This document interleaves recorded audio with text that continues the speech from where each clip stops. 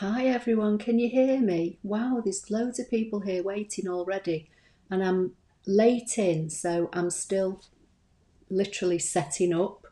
So you're going to have to give me a few minutes. I know you can't see me at the moment, but I just need to try and add something to my screen in the hope that you can see. So you're just going to have to give me a few minutes and then I'll try and catch up with you all.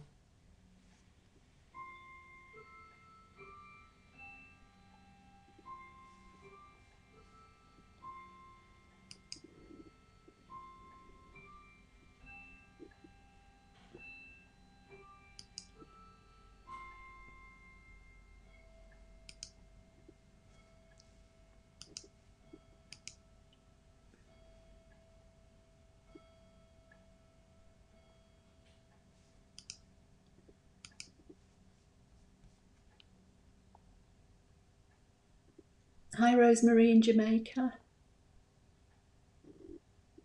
Hi Dawn, Caroline, Charlotte, Linda, Barbara, Alan, hi. Cheryl, Helen, Thea. Oh, lots of names jumping on at the moment. So can you hear me first of all?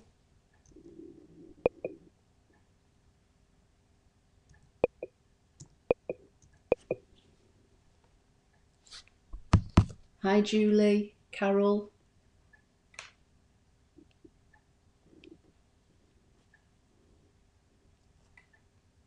Sorry I'm running a bit late, but as I say, you just have to bear with me for a few minutes and then I can flip the screen and see what's going on.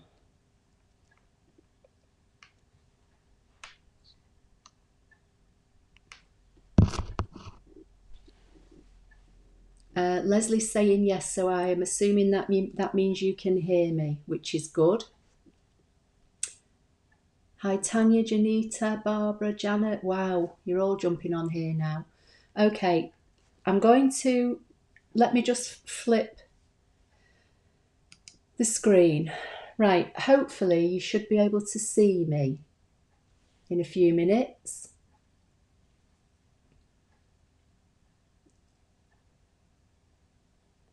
Dawn saying hear you fine. Joyce is saying yes, hear you loud and clear. Yeah, great, brilliant. Oh, excuse me, I got a shiver then. Right, so I'm going to try and do two things tonight. I know I said on Sunday that we'll do the saving onto USBs and naming, but I'd already previously said that we were going to do some stencil fonts for somebody last week. I can't remember who it was. So hopefully the USB saving and naming won't take long. So we'll do this and then we'll go on to the stencils. Leslie, you can see me. Yes, can see me. Okay, great. So first of all, let me just say the USB that I use, not sure how well you're going to see this. I didn't buy this specifically. I just happened to have this in a drawer when I started using the ScanNCut, and probably just by luck, it works perfectly fine for me. It's called EMTEC, EMTEC, and it's got a number 4 on it. I'm working backwards here, so it says number 4 here, and I presume that means it's a 4 gigabyte. So in a few minutes, I'm going to plug this into the machine. But what I want to try and do, if possible, is just flip you over to my website. I know you've lost me again for a minute, but you should still be able to hear me.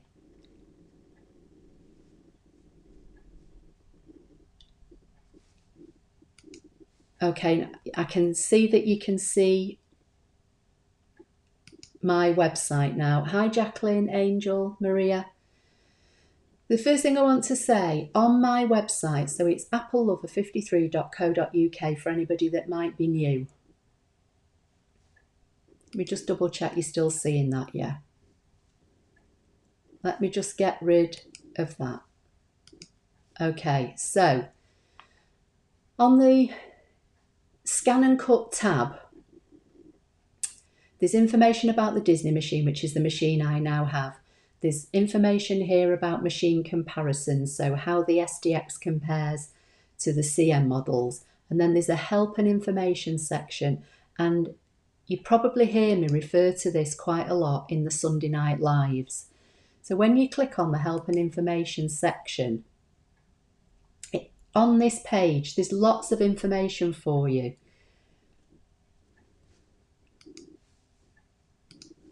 So first of all, it tells you what ScanNCut Canvas Workspace is. It explains to you that it's an online and a downloadable piece of software that we can use and what we can use it for. And then further down the page here, there's a table. I've got so many things going on my page, on my screen, I can't see what I'm doing. So like here, it says, hi Jennifer, it says get ScanNCut Canvas Workspace for web or computer. So that is, if you've never used it before, that's a link for where you go and you download the actual program for your computer or where you register to use it online. Then you've got all the machine updates, and then there's the USB compatibility. You've got the CM model calibrations. No, I'm busy. You've got CM cutting guides, and then it goes on and on and on. So the reason that I wanted to show you this was because on this page here, you've got USB compatibility list, and then it's a downloadable file that you can download, and Brother have given you a list of all the USBs that they say are compatible with their machine. Just give me 1 minute.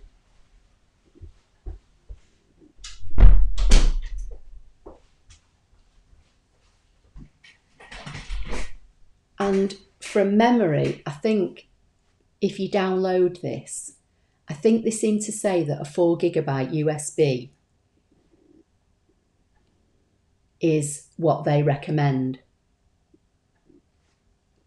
So that's why I'm steering you here for the first part. And then now I'm going to try and load this USB stick into the back of my machine. On a Mac, it's on the back. So you're just going to have to give me a minute. Again, I know you can't see me, but hopefully this will show up on my computer screen in a minute. I just need to turn, it's awkward on a Mac because it's on the back. And then I need to wait and see if it shows up.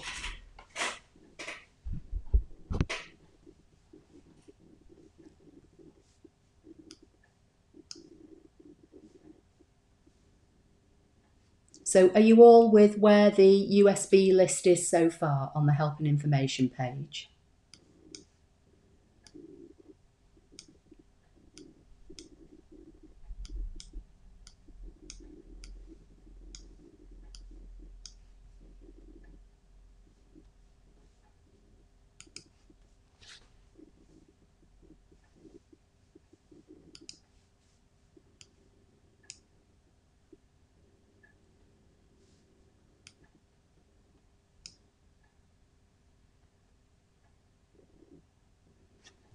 Okay, so yeah, everybody's fine with that. Right, that's great. So now I want to try and go. Yeah, everyone's saying yes now. Phew, you're all catching up with me. So I want to try now go to my desktop. I'm just going to close Canvas Workspace down for a minute.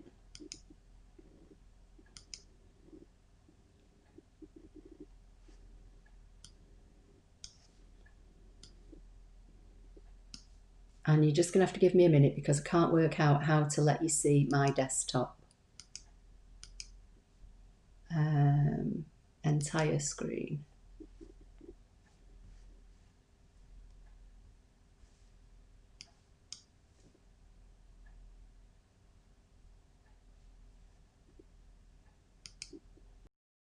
No, we don't want that.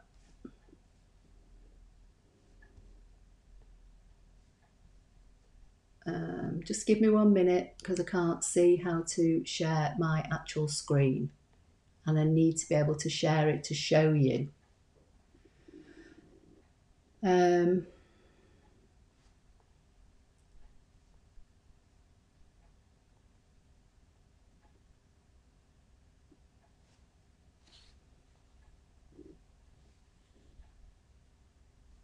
output, no, recording overlays. Oh my days, I can't find it. Share screen.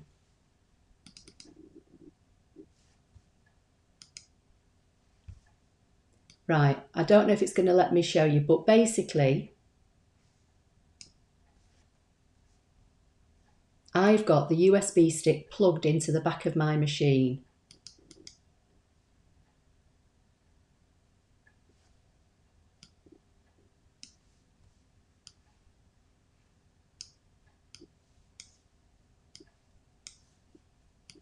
And when I double click on it, inside it's got all these folders, and these are folders that I've made. Can you just, it looks as though you can see it from what I'm looking at, but can you just tell me if you can see all the blue folders that have got like names underneath them, like 3D vase, bouquet, boxes, that kind of thing? Well, I'll just have a quick drink and then hopefully we can catch up.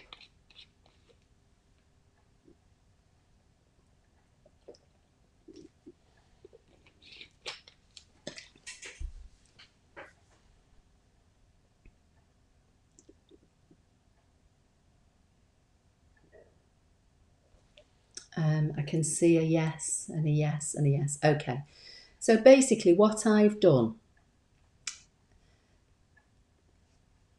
I've plugged the USB into the back of my machine, and then when I double click on it, it opens this folder that you're seeing here. And then I've made folders within it. And the way that I do that is I right click.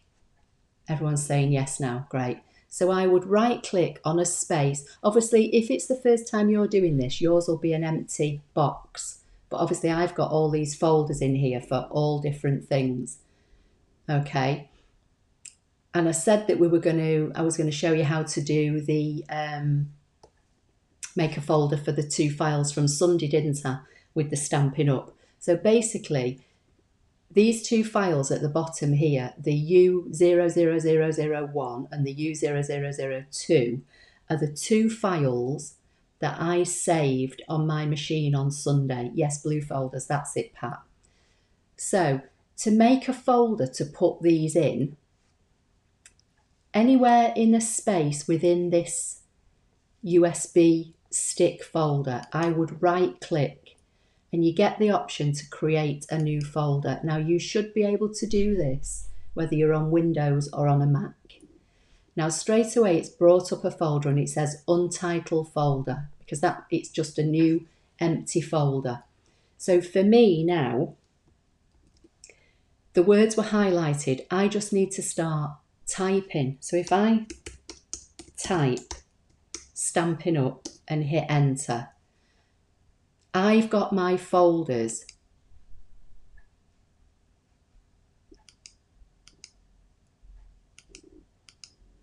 saved by no particular order. So if I can filter them, and I can filter them by name.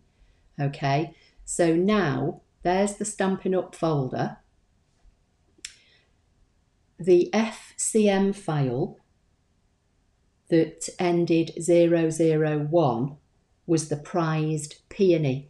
So again, if I right click on this, I can go rename, and then it highlights the first part for me, and I can type in here prized peony and hit enter.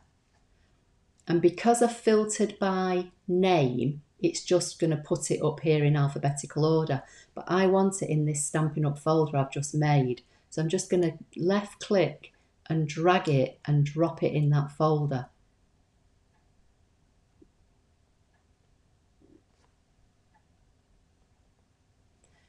Then this random file, FCM file that's on its own with the number 002 at the end, was Playful Pets. So again, I'm going to right click on the words and click rename, and it will highlight the first part of the file for me, and in there I can put Playful Pets. And again, I just drag it into the Stampin' Up Stamps folder. So now if I go to the Stampin' Up stamp folder here and double click, there's the prize peony. Where have I put the other one? Oh, I've put it in the wrong one. Hang on. That shouldn't be in there. So I can right click on this and I can I move it? I'll drag it out onto my desktop. Then I'll come back to my folder. I must have two folders. I didn't know I had a folder there. I'm going to get rid of that one. So I'm going to select the one that says Stampin' Up Stamps, and I'm going to right click and send it to the bin. And then the one that says Stampin' Up has got the prized peony in it, and I'm just going to hit the arrow to go back. And then the playful pets I've just made, I'm going to drag in from my desktop. So now hopefully when I click on Stampin' Up, I've got the two files in there. So I know I've got a folder saved on the USB stick for Stampin' Up.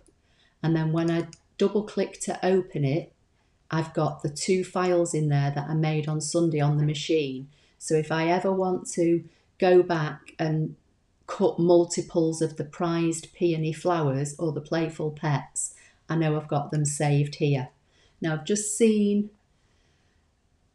Vicky's saying, not sure how it works on Mac, but the computer files manager will tell you the size of the storage, how much is used and how much is free on a PC. Right click on top drive and choose properties. Okay, so on a Mac, what you do, you can select the folder, and then is it under this one? Yeah, under the cog icon it says get info, and that will open up another window, and here this will tell me that that folder is 10.182 bytes. So it will tell me how big each folder is. And then I think from memory, I can do the same thing with the actual USB stick. I can right click on it on my desktop. You're not going to be able to see this, but again, I can right click and I can go get info, and then it will bring up the info window, and that will tell me how much of the total disk I'm using. So here it says it's 3.9 gigabytes capacity. So that's a 4 gig disk. And it's telling me that I've only used 50.3 megabytes.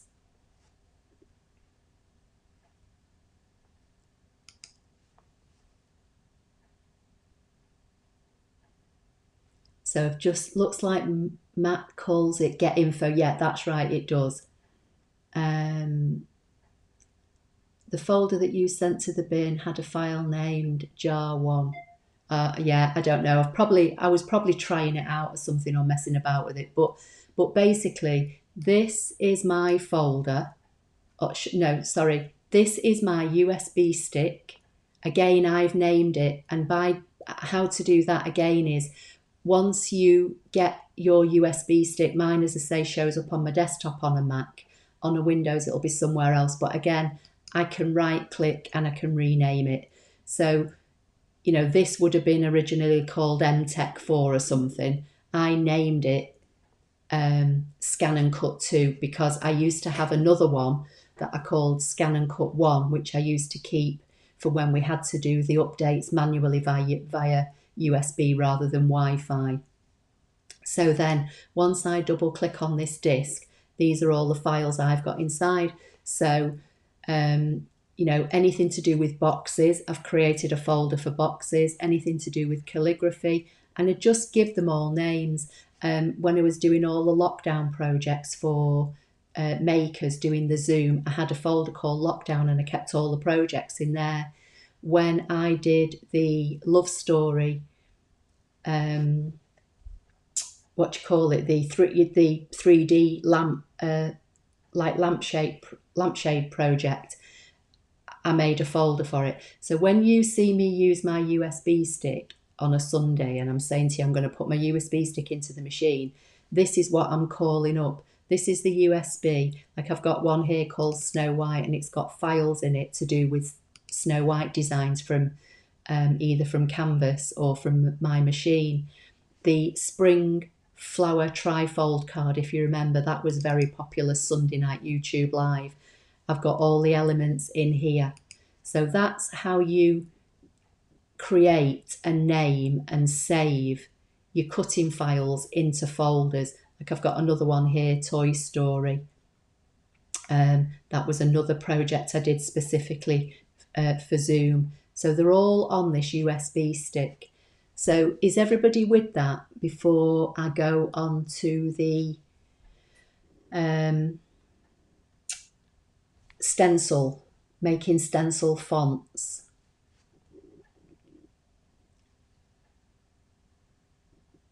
I'll have a look later, Anna. It's all right. I've probably got it saved somewhere else.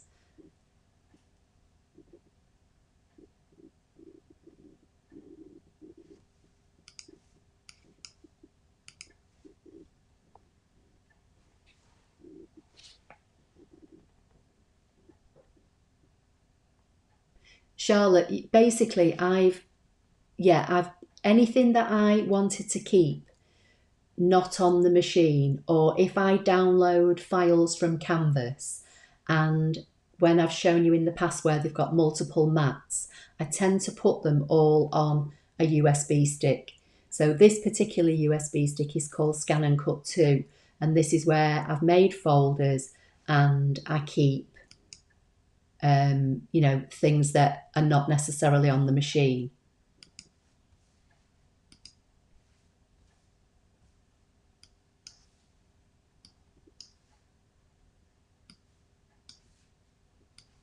So hopefully now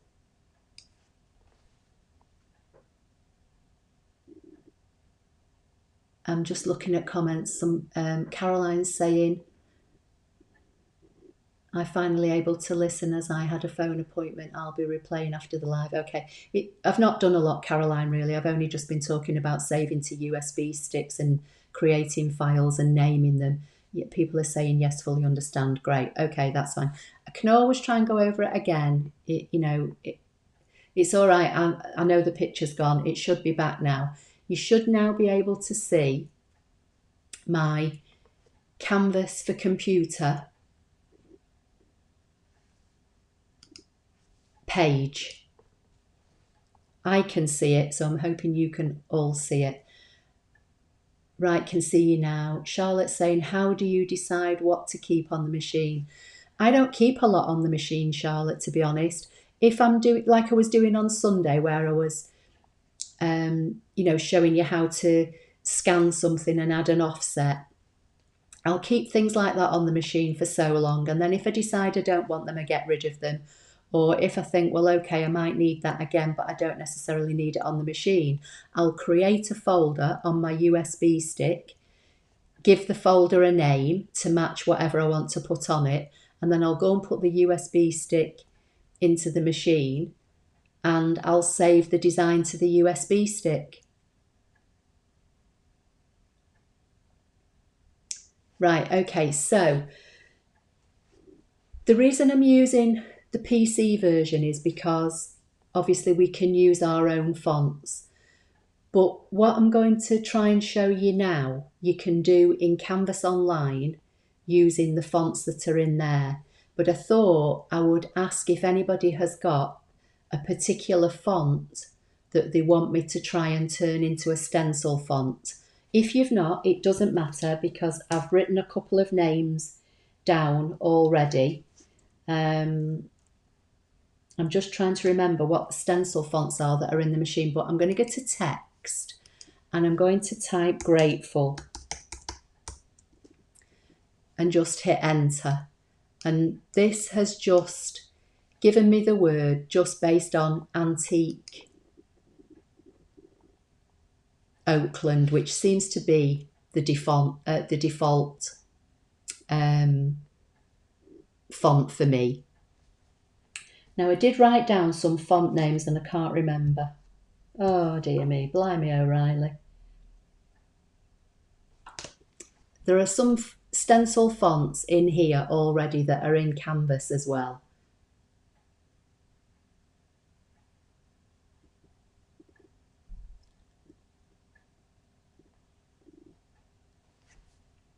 Can anybody remember what any of the stencil fonts are?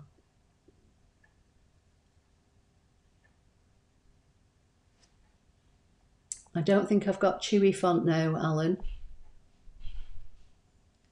Not that I can see. Picture is blurry. Doesn't look blurry for me. I'm watching it on another screen and I'm watching it on my phone.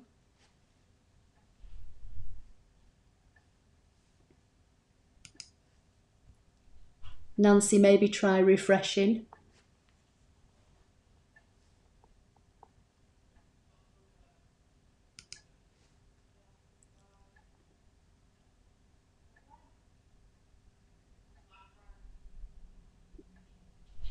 Right, I'm just trying to find a stencil font in all these fonts. I know there are some in Canvas and I can't for the life of me remember what they're called.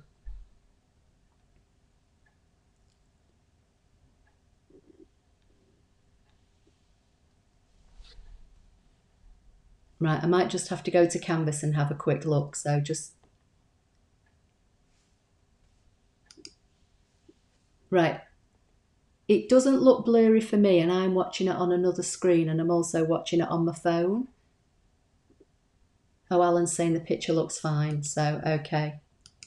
Right, let me just quickly nip to Canvas and find out what the stencil fonts are called.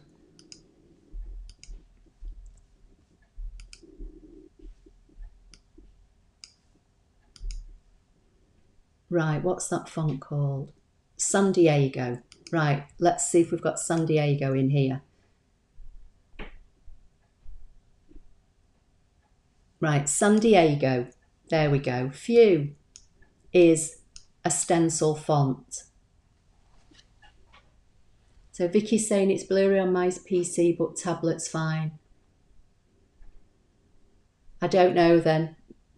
Maybe it's the weather, I don't know. I mean, I'm looking at it and it all looks perfectly clean and crisp and clear for me.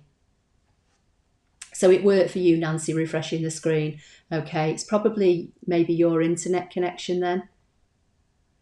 Yeah, that's fine. Right, so a stencil font is a font that basically essentially has got breaks in. So on any letters that would have a middle, so for instance, on the G here, there would be like a hole. On the A, on the E, everyone's saying it's fine. Okay, so let's just duplicate this word and let's just have it done in the antique Oakland. So if I cut this word in the one that's highlighted, if you look at the O in the middle of the G, that would cut out and you'd end up with a big hole here. And the same with the A, this section would cut out, so you'd have a big hole, and the same with the E.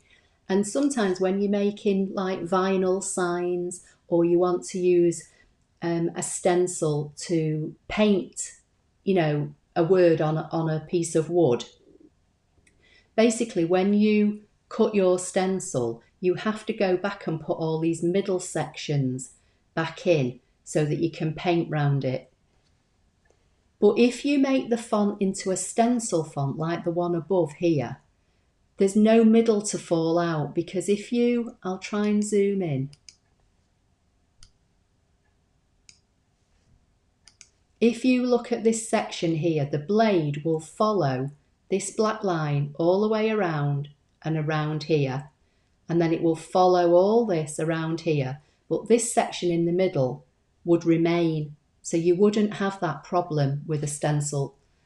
This is a stencil font, so you can turn any font effectively into a stencil font. So let's go back.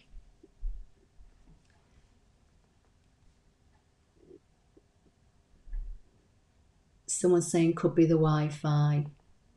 Yeah, as I say, I can see it on another screen, and I've also got my phone on and I can see it on there and it's all perfectly clear.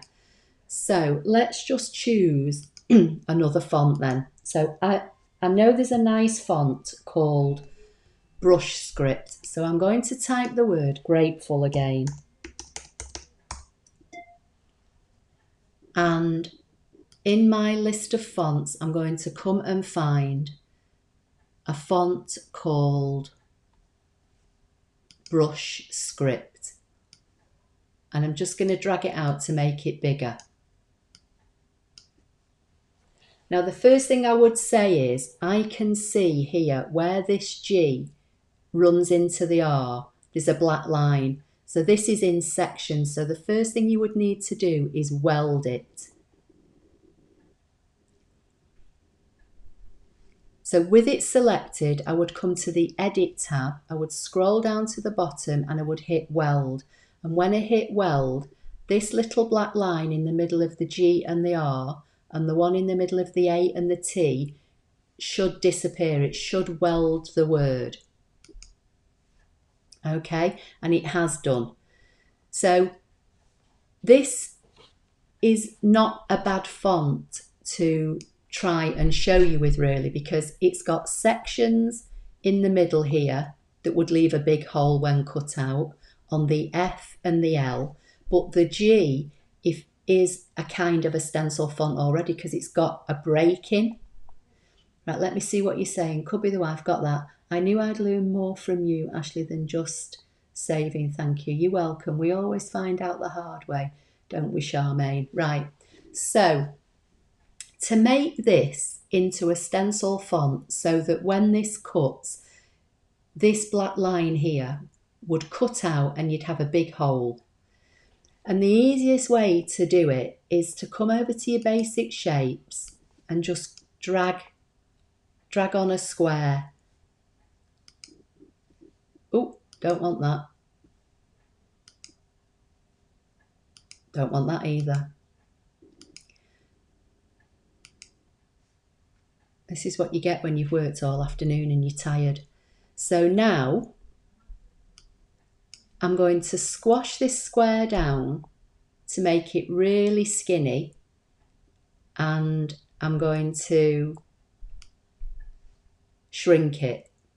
And what I want to do, I'm going to use this a bit like I showed a few weeks ago when I put a box over the border and I chopped a section away.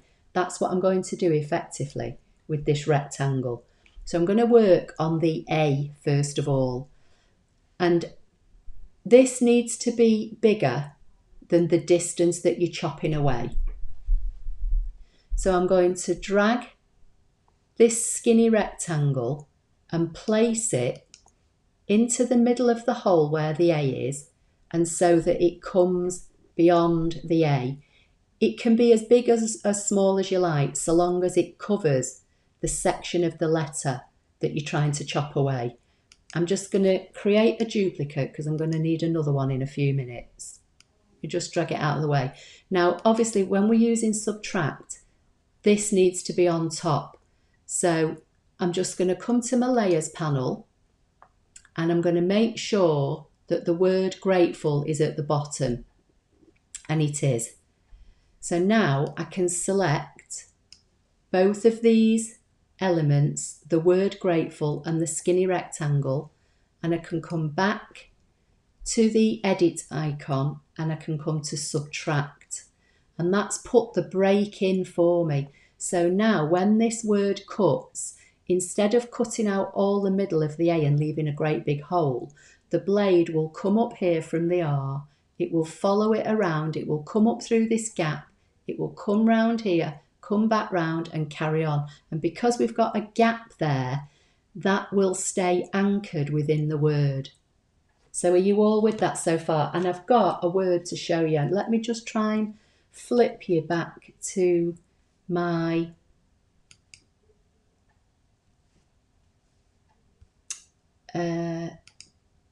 me.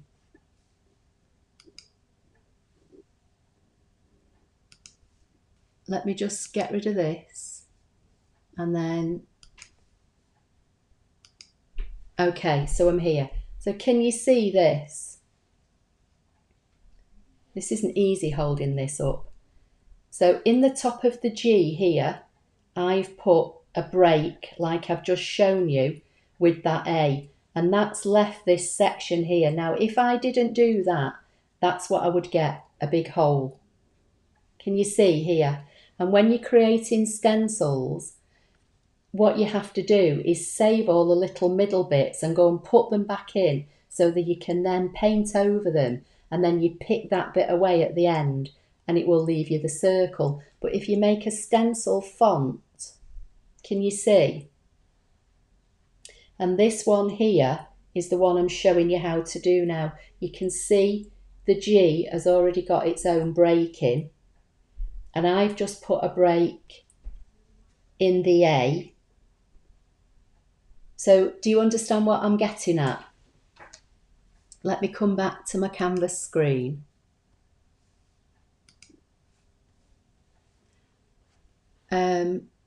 So Jacqueline's saying, bother, the screen keeps going out of focus. Refreshing it makes it better, then it goes again. I'm guessing, Jacqueline, it's probably either your internet connection or maybe the weather. Because honestly, as I say, I've got another screen I'm looking at here to see, so I can see what you're meant to be seeing. And I've also got my phone on and everything is looking really crisp. Maybe, come back and watch the replay later. It might be better. So I can see Leslie saying yes, Ashley. Alan saying yes, that's brilliant and clearly demonstrated. That's very clever. Yes, amazing. Yes, okay. So again, on the F, you'd need to do it with, anything that's got middles, basically. So on this E, so I'm going to just create a couple of skinny lines. And depending on how chunky your letter is, you don't need to make your breaks this skinny, but you just play around with it yourself. So again, I'm going to drag this one in. I'm going to position it so it comes into the middle of the E, and I'll try and zoom in so I'm showing you what I'm doing. So can you see, this is my skinny rectangle. It doesn't matter how far above this letter E it protrudes, so long as it comes into the middle bit, because that's what we need, and we need it to extend beyond the letter. So again, I'm going to come to the layers panel. I'm going to move the word down because the word has to be on the bottom. And I'm going to try and select both while I'm zoomed in and come to edit. And if I've got everything selected, I should be able to subtract, and can you see it's cut it away? So let me come back to 45%. So can you see I've put a break in the E now? And effectively what you would get here with this break and this little dangly bit in the middle is what I've just shown you on the G of the other stencil.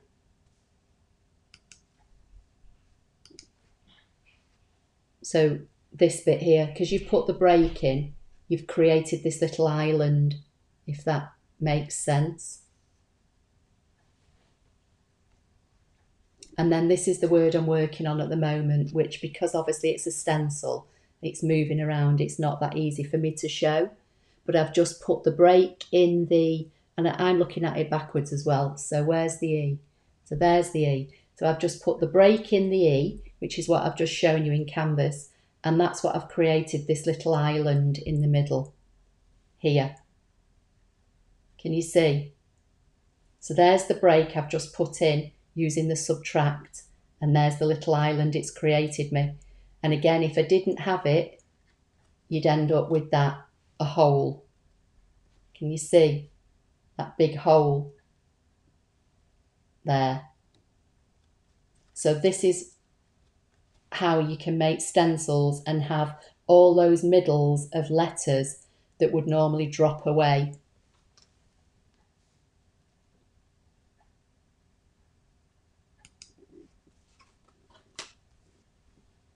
Right, let me see. Blame the weather. Yippee, back on laptop. For a larger middle bit, would you make the bridge in two places? You can do. You could put it right through a word. You don't have to put it just in a section. You could put it through the whole thing.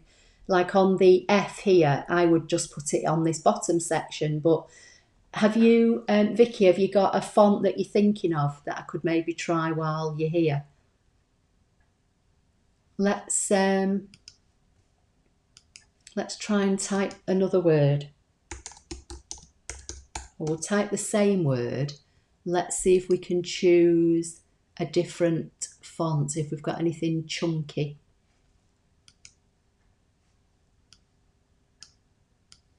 Here we go. What about...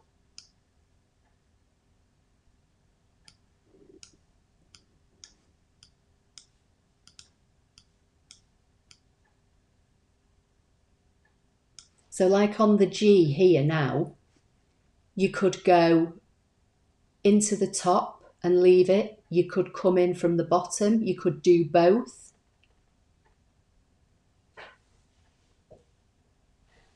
Lisa, the break becomes the causeway to the island. Perfect. Yeah, it's a little island. Lynn's saying, I never fail to learn when I watch you, Ashley. Thanks again. No, sorry. It's okay. That's fine. I'm trying to think if there's another font that I... Let's have a look.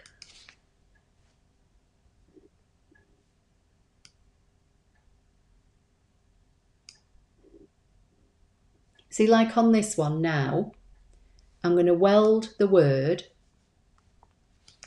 and then you could probably put one right through the A if you wanted, but I wouldn't in that case. This isn't a very good example.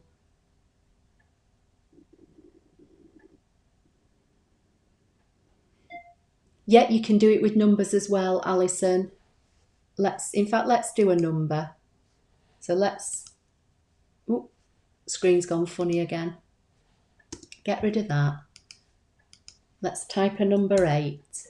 Oh. Make it bigger.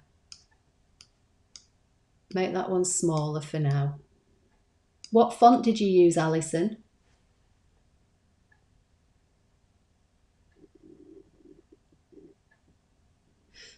Joyce, you can do them all together.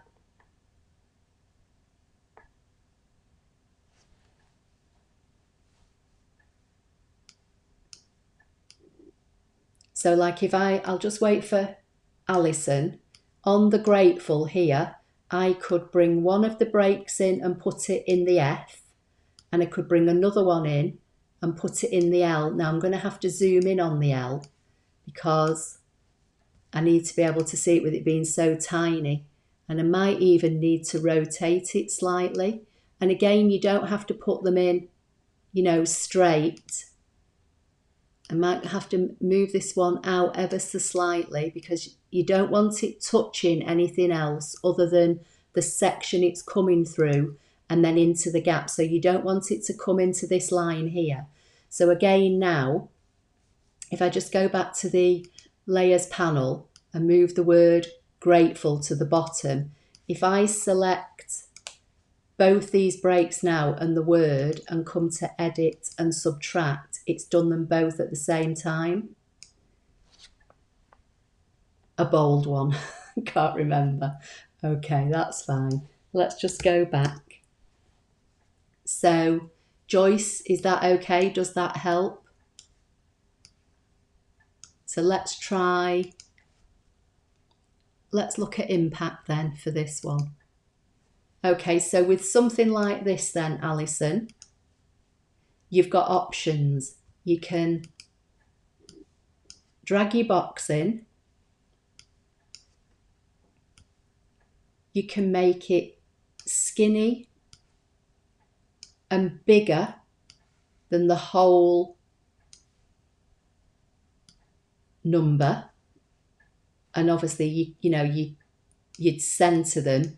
So centre them horizontally so it's nice and neat. I'm going to come to the layers panel. make sure the number 8's on the bottom, select both, edit and subtract. So you could do it like that.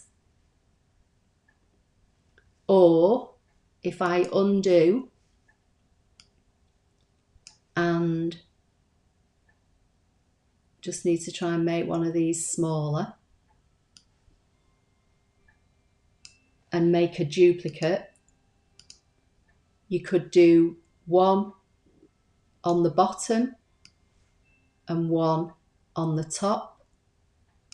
Again, you can centralize them and again subtract. So now you've only got the break in the top there and the break in the bottom, whereas the previous one, it went right through the middle. So it's your choice. And to be fair, you don't have to put it here. You know, if it works better on a funny angle like this, have it on an angle. But what you want, wherever it's coming from, so think of it as wherever it's coming from off your page, it needs to cross your letter or your number and come into the gap, but not to extend into the other side.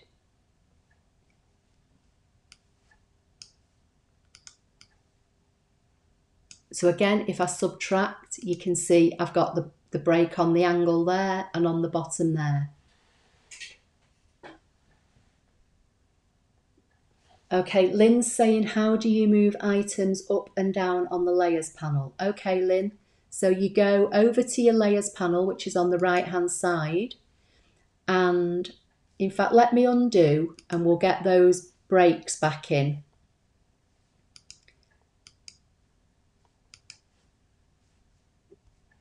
So at the moment, the layers panel is telling me I've got 4 items on the page. I've got the word grateful. If I click, you can see that's highlighted here. So it's highlighted here. I've got one of my breaks, which is this one at the bottom. I've got my other one, which is here, and I've got the number 8. Now, if I've just moved it up. So to do the subtract, to take these 2 breaks out of the number 8, the breaks have got to be on top and the number's got to be at the bottom. And here I can see in the layers panel that the 8 is second down. So all as I do, Lynn, is left click and drag to the bottom. And now it's on the bottom. Does that help? And that's how you rearrange things. Easy when you know how. You should see. I don't know what that means, Alison. Easy when you know how. You should see Ditty the sticky buds I use. Thank you. Okay. Vicky's saying, I guess with only one bridge, the positive cutout stays in one piece. And then you can use it for something else. Yeah, like let's go back to, let's do the number 8 again. Right, what was that stencil font called, everybody, before? From Canvas, was it Cairo? No. My brain is rubbish. What was that stencil font called I went and found before? San Diego, was that it? It's just come back to me. Oh my days. San Diego. So if you look at this number 8 here now, Vicky, effectively this is a break right through the middle, like I've just shown you how to do with this one.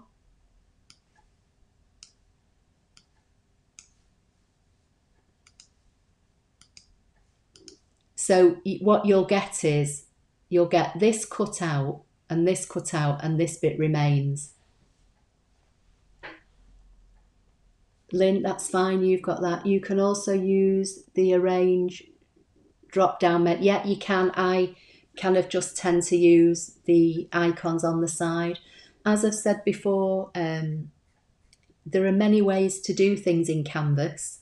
You know, you'll hear me a lot say do the right click for duplicate, but you know, you can go to edit,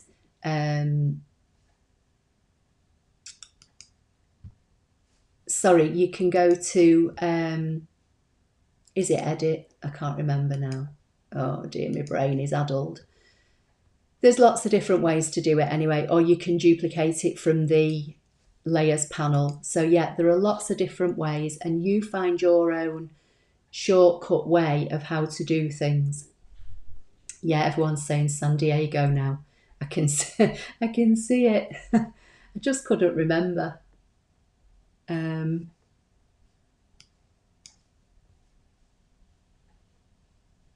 So you're in control. You set the size of the break that you want by the size of the, you know, the item, if you like, that you're using.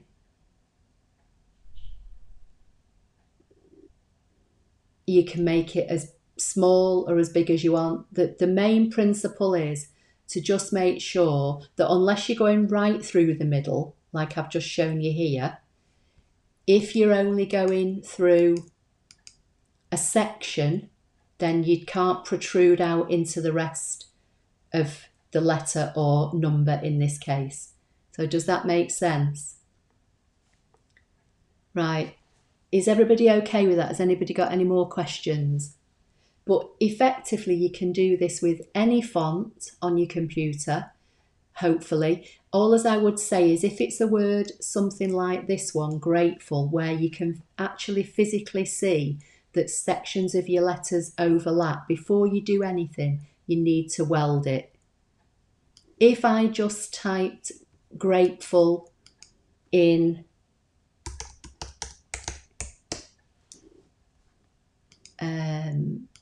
Antique Oakland, this doesn't need welding because none of the letters overlap.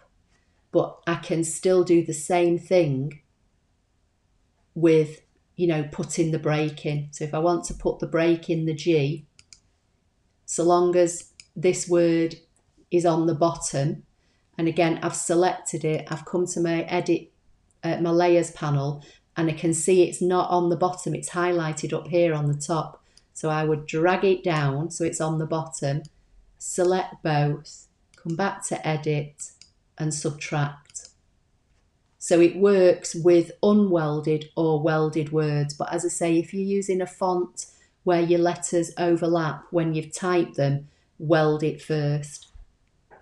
So Lynn's saying it's peculiar in this canvas, you can't select dotted lines and right mouse click to group. You have to go to the drop down on the top bar.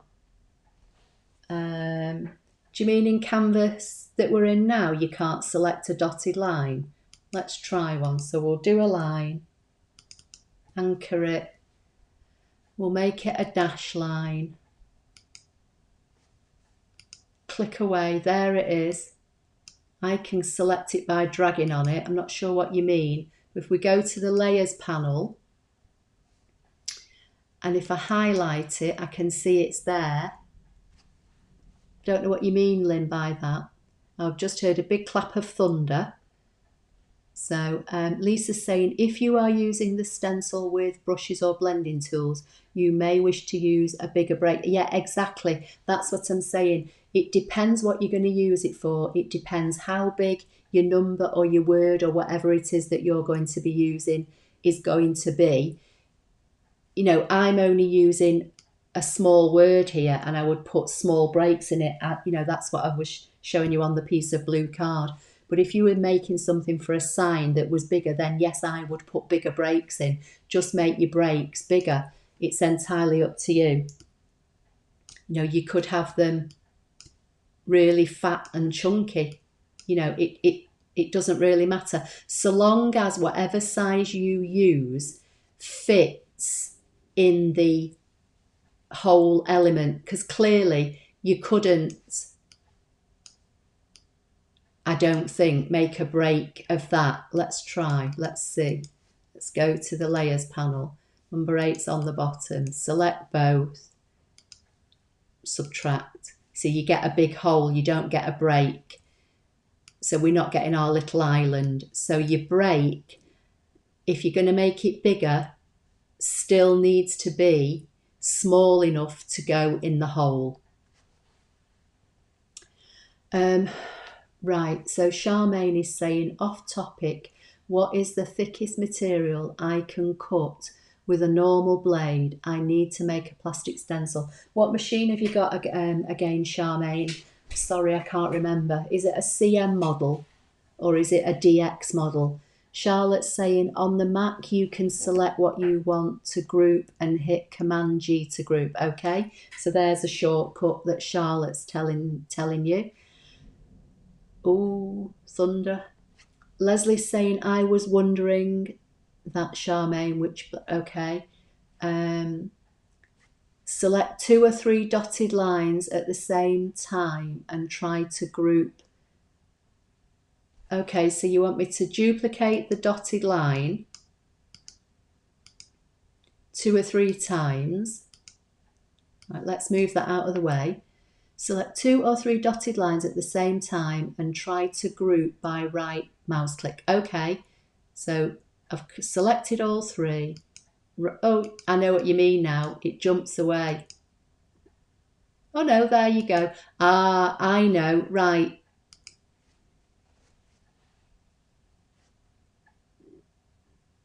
So I've selected all 3. I hover over until I get that 4 arrow crosshead. Then I right click and I hit group. And they're still there. So I'm not sure what you mean, Lynn. Is it maybe because if you do it too quick and right click before you get that crosshead, even though they're selected, you can't group them. You've got to select them and you've got to wait for that 4 arrow crosshead to appear. And then you right click and you can group or duplicate or do whatever you want. I've noticed that in Canvas for Computer. You've got to wait till that arrowhead appears. Right, Charlotte Keller, the non-online version. I've missed something, I think. Have I missed a comment? On the Mac, you can select what you want and okay. Great lesson, Ashley. Thank you. Have to go. That's fine. Right, Charmaine, on the CM machine, I think with the regular blade, the deepest you can go, I think, was 1 millimetre. With the deep cut blade, from memory, I think it's 2. But again, at the beginning where I showed you to go to my website and go to the user manuals, it'll tell you in the user manual for your machine. Go look at the CM user manual and I'm sure it tells you how thick you can cut. On the SDX with the regular blade, I think you can cut up to 2 milli. With the regular blade you can cut up to 3 milli. So on the SDX machine we have one blade, basically one main blade, the black headed holder blade, and you can cut anything up to 3 milli. But on the CM I think it's 1 milli on the regular blade and 2 milli with the deep cut.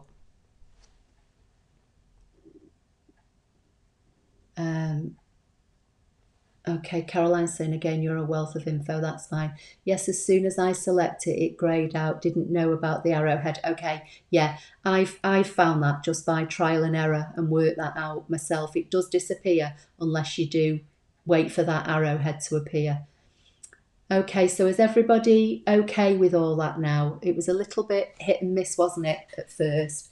But I literally have been working until 5 tonight and I've come home and then I've tried to get myself organised and I was trying to cover 2 things at once. So, but anyway, hopefully. So Helen's saying to group things you need to make sure that the cursor is directly on one of the shapes or lines.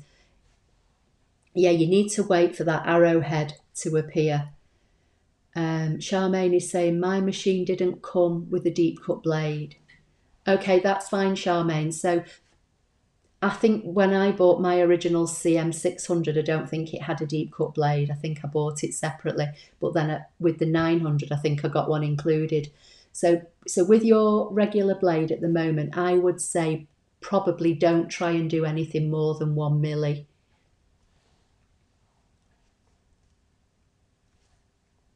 Okay, so has anybody got any questions before I go? Because it's 7 o'clock.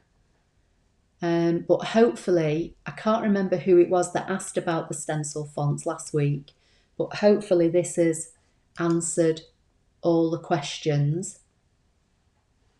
I'm just going to have a quick drink of my water.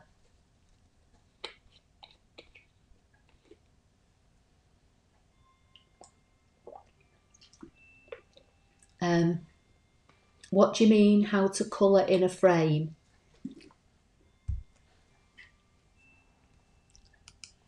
Let me grab a square, make a duplicate.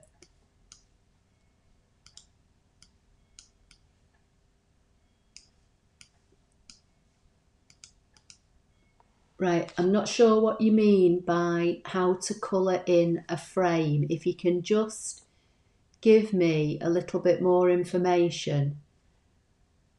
I like tidbits, class every once in a while. That's fine, thank you. Do you have a beginner class on CAD? Yes, I do, and that was something I wanted to show at the beginning and completely forgot. When you go to my YouTube channel, you'll see a button that says playlist, and all my videos are all in playlists. So I've got a beginner playlist, I've got a font playlist, I've got a Janome MC9900 playlist, which is my sewing machine. I've got a Canvas Workspace for web playlist, a Canvas Workspace for computer playlist. So when you might hear me say sometimes it's in the live playlist, I've got a playlist called live. There's a beginner playlist. Somebody else tonight asked me about something. They wanted to know how to add the offset that I showed how to do on Sunday, but they've only got a CM machine. And you can search when you're on my YouTube channel as well. So yes, all things are all in playlists. Some videos might appear in more than one playlist, because if I've, maybe done something directly on the machine, but I've used Stampin' Up product, I might put that video in both playlists. So yes, there are lots of playlists. Go to the Apple Lover 53 YouTube channel and click on the tab that says playlist, and then you'll find all the designated playlists under there, all named.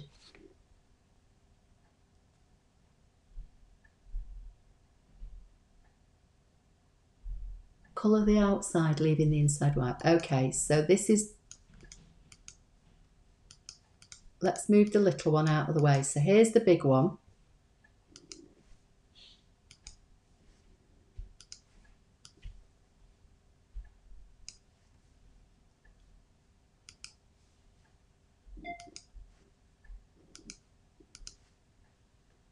So what's she saying? Colour the outside, leaving the inside white. It makes sense. Okay, so this is what I've got. I've got a pink square and a white smaller square. I'm going to select them both.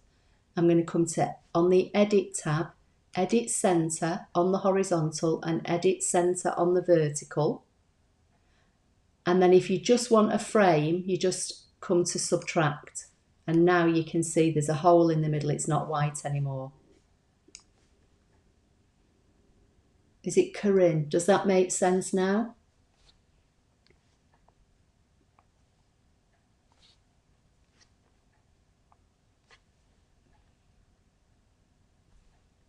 Now Charlotte's saying use the pen to colour in the frame. Who asked the original question? Do you mean how to make a frame, a cut frame like this? Or do you mean you want to colour it in with a pen?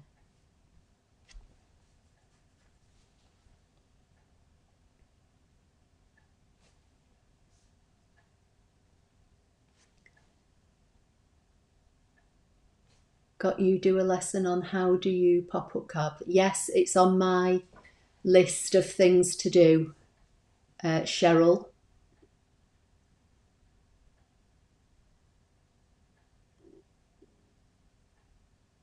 Right, so Corinne, I'll do it again. I'll ungroup.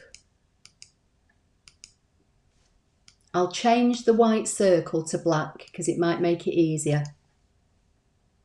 So Corinne, we've got a pink square and we've got a black square. I'm putting the black square on top of the pink square.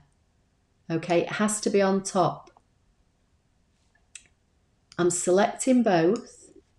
I'm on the Edit tab. I'm centering it on the horizontal and centering it on the vertical. So the black square is dead center now to the pink. I've got both selected and I'm going to come down here and hit subtract. And that's made a frame.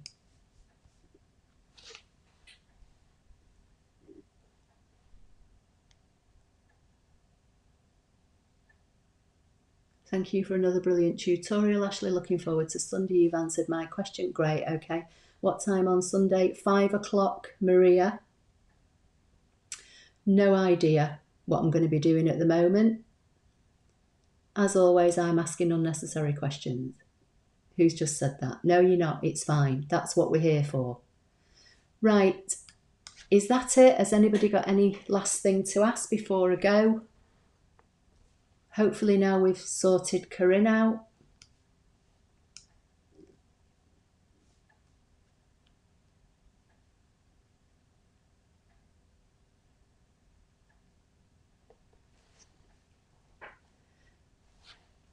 So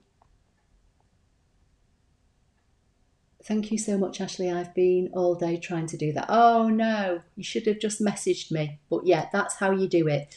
The bit that you want to punch out has always got to be on top to enable you to do the subtract, like I've just been showing you with the little breaks and the text. Great demo. You're amazing. Thank you so much. Got my new laptop, so much easier to use Canvas. Brilliant. Much quicker. Okay. Note to self, 6 p.m, not 7 p.m. for me. Oh, Lynn. Thank you. Thank you.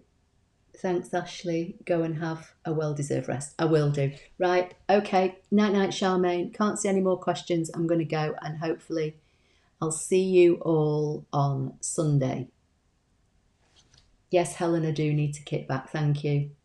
Nancy, you're welcome. All right. Take care, everybody, and I'll speak to you on Sunday.